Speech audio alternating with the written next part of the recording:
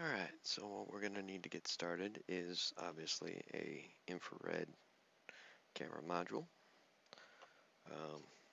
One of these makes it really useful. This is a 3D printed housing for the camera module. My friend just picked up a 3D printer and printed that off for me, so we got that to use. Little mounting bracket held together with a little screw in there. Houses the camera. You need a Raspberry Pi 3B Plus is what I'm using. I've got a 3-foot ribbon cable for the camera module, and I've also got a set of first-person view goggles with an HDMI and power cord on the other side. Now this one says not to use DC, so it also has a built-in battery. So I just charged it on the wall, and then obviously plugged the HDMI into the Raspberry Pi for display. So what we'll end up doing here is we will take this camera module lens off. Got a nice little notch out there. Fit that in there. Line up your infrared holes. I forget what website that he found this on. I'll have to get a link for that in the description. But just simply put that back on there. It just snaps together. So once you've made sure that your camera is square, just kind of work your way down, not too forcefully, but it should seat. Obviously there's some clicking going on, so once it seats it should be pretty square. It looks pretty square to me. So once it's pretty square, you're good. I like to keep my camera lens on any time that I can, just because camera lenses are finicky. But this is just like every other ribbon cable. You just take that off, take that loose. Kind of tricky. There's not a whole lot of room there with the lens. Guess I probably could have done that a different way, but just take that loose. And the ribbon cable will feed in there. Obviously with the ribbon cable, you've got a blue side, and then you've got a strip side. If I can get that to focus, we'll be doing great. But there should be one side that's got, there we go. Let's get the light off of it a little bit. There we go, something like that. But that will go, the blue side will go the same side as the black retaining clip on the camera. So it'll go in just like that. Now this camera I'm going to be mounting inverted. We can fix that with the code.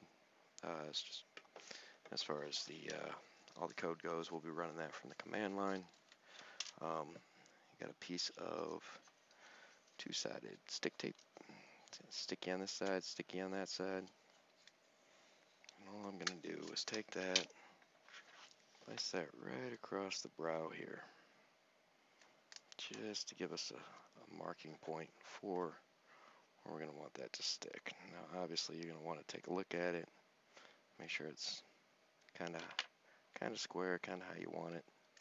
And two-sided stick tape will hold it in place while I can put some other tape on it, and once I get it where I want it, I can hot glue it in place. Guess I probably should have had that prepped and ready to go before I did that, but work on the fly.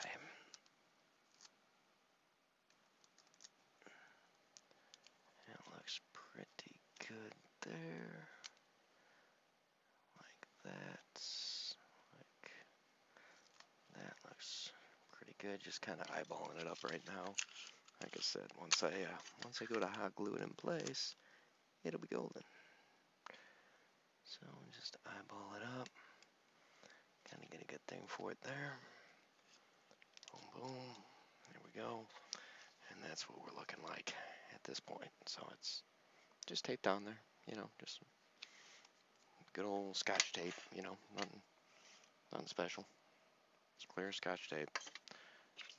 The two-sided stick tape, this stuff definitely helps, just because it'll kind of keep it in place while you try to tape it, as you just saw.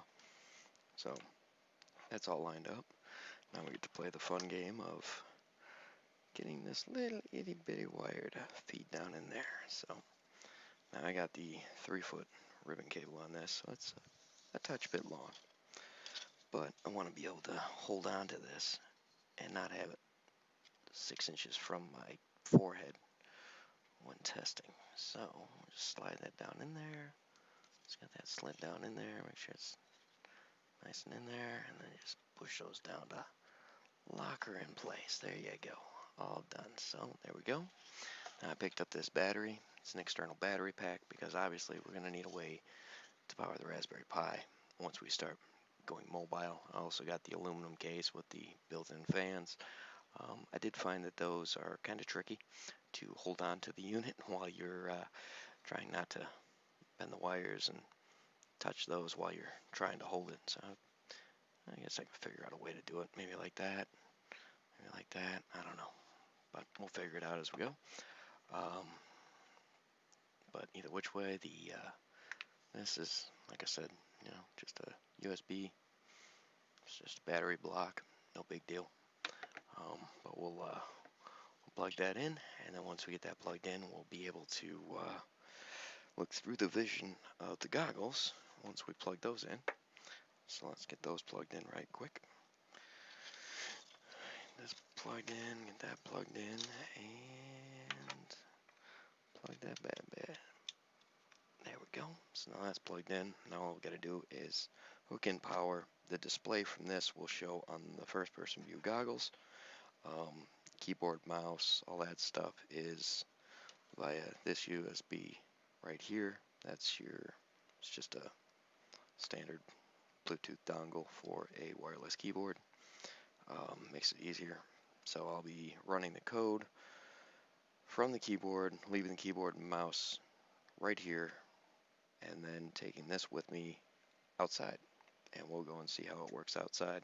From some tests, it seems to get about 15 to 20 feet before it's a complete loss of vision.